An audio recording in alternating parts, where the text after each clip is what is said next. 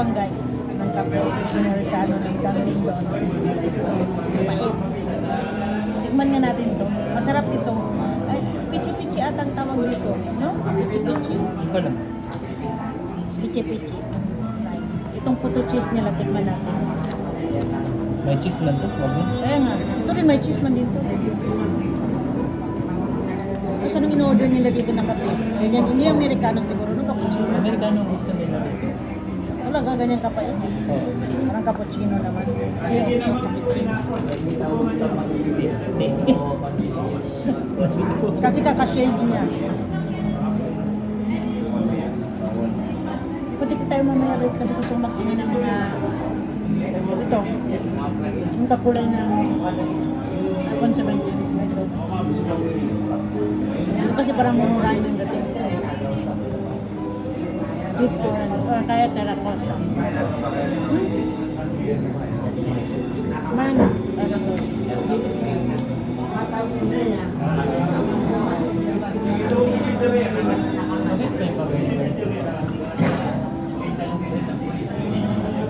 Tingnan natin yung bagong bukas na above sea. Ano yung above sea?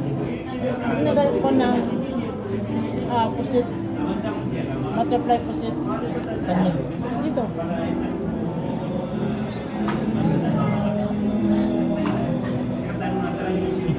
Ang gwapo ng asawa ko, no? Pag nasa lamig. Tanggalin mo. Tanggal mo nga, babe. Gwapo pa rin naman, ah. Ilaw na bilang sa atas mo. Yan ang tinatawag natin.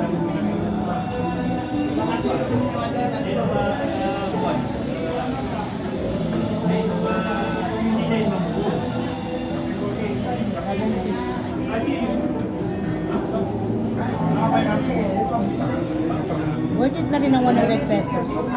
Kano yung 100 pesos? Best art? The best so far, pichi-pichi.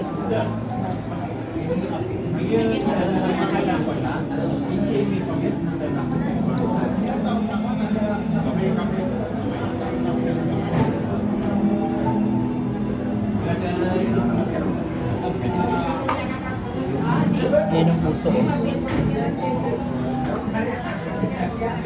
Usually pag gamit mo ng gana, pero sabi niya, ibalik mo sa tanggalin mo. Huwag mo na, ang hirap tanggalin.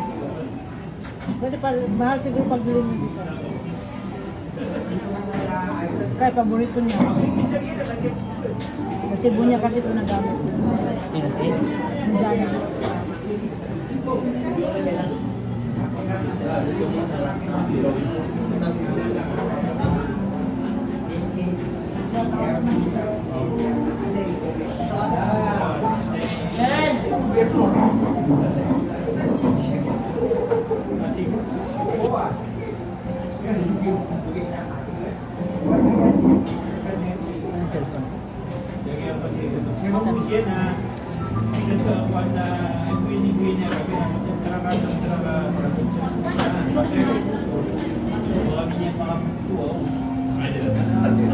Yung puto cheese, okay lang.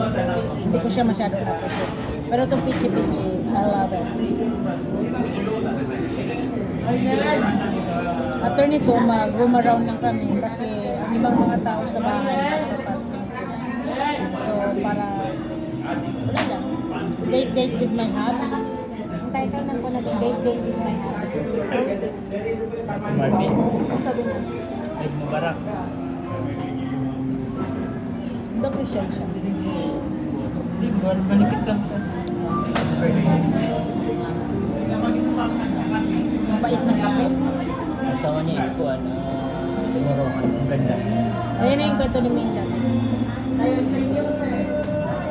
Wait lang ha, ipopost ko lang.